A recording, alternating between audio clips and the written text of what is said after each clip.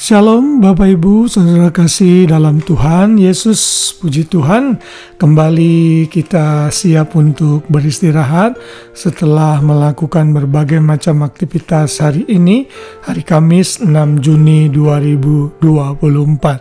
Kita masih sama-sama belajar firman Tuhan melalui renungan malam yang saya berikan pada setiap harinya. Renungan malam ini pada awalnya saya buat untuk jemaat yang saya layani, GB Immanuel, karena setiap hari kami memiliki ayat-ayat hafalan yang bisa dihafal sehingga kita sama-sama diingatkan dari firman Tuhan. Namun saya merasa terkadang dengan membaca satu ayat kita mungkin kurang mengerti konteksnya dan tujuannya serta aplikasinya. Karena itu Tuhan menggerakkan saya untuk membuat renungan ini sehingga setiap ayat yang dibaca dan dihafalkan bisa dimengerti secara baik. Dan tentunya setelah saya berdoa, saya membagikan renungan ini bukan hanya kepada seluruh jemaat saya saja, tetapi juga kepada orang-orang yang mau mendengarkannya melalui YouTube channel dari gereja kami GB Immanuel.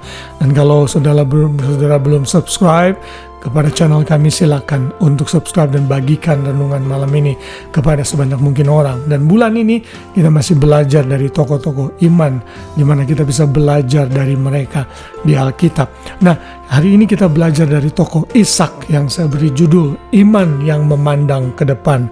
Kita akan baca dari Ibrani 11 ayat 20 yang berbunyi demikian. Karena iman, maka Ishak sambil memandang jauh ke depan memberikan berkatnya kepada Yakub dan Esau.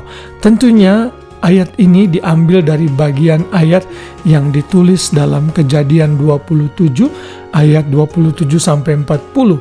Sedangkan kisah dan kehidupan Ishak dicatat dalam Kejadian 27 ayat 1 sampai 28 ayat yang kelima. Ishak adalah anak dari Abraham yang sebenarnya Tuhan minta untuk dibunuh atau dipersembahkan, yang sudah kita belajar kemarin. Namun Tuhan mencegahnya karena Tuhan melakukan itu hanya untuk menguji iman Abraham.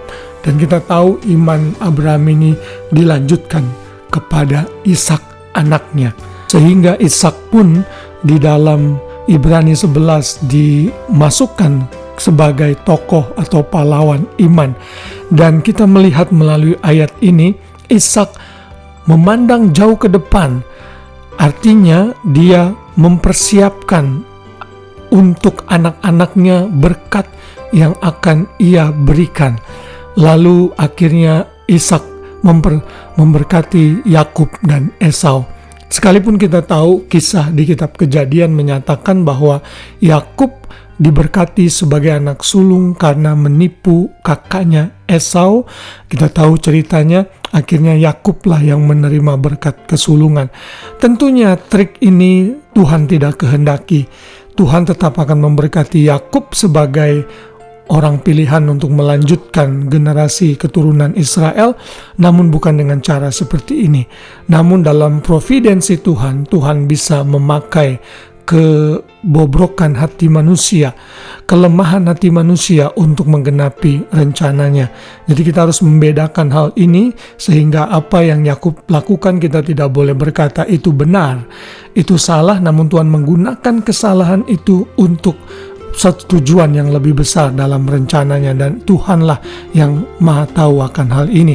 Dan kita tahu akhirnya Yakub yang menerima berkat kesulungan, dan melalui Yakublah bahwa akhirnya umat pilihan Tuhan diberkati, dan kemudian melalui Yehudalah akhirnya Tuhan Yesus lahir dan menyelamatkan manusia dari dosa. Tentunya Ishak memiliki iman yang memandang ke depan karena Tuhan menyatakannya kepadanya, dan juga tentunya Abraham yang sudah memberikan banyak informasi mengenai apa yang terjadi pada Yakub selanjutnya.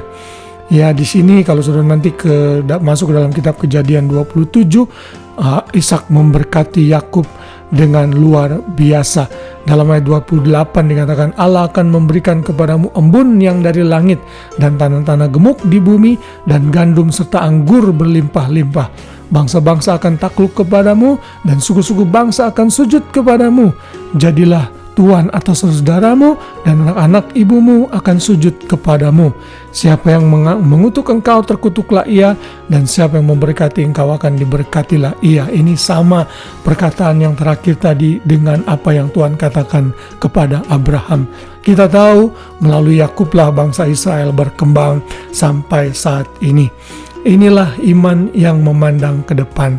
Mari kita belajar kepada Ishak untuk tidak khawatir akan masa depan kita. Kita harus memandang ke depan bahwa Tuhan akan memelihara kita dan melakukan apa yang bisa kita lakukan saat ini dan boleh melakukan rencana ke depan.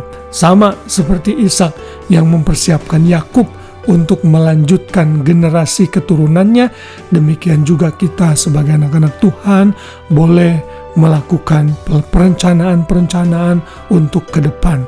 Namun dalam melakukan perencanaan itu, jangan lakukan karena rasa khawatir dan takut, namun lakukan dengan iman bahwa Tuhan pasti akan memelihara masa depan anak-anaknya. Haleluya, kiranya firman Tuhan ini menjadi renungan yang indah bagi kita sepanjang malam, sehingga kita dikuatkan dari firman Tuhan dan semakin hari semakin menjadi pribadi yang lebih baik di dalam Tuhan kita Yesus Kristus. Haleluya.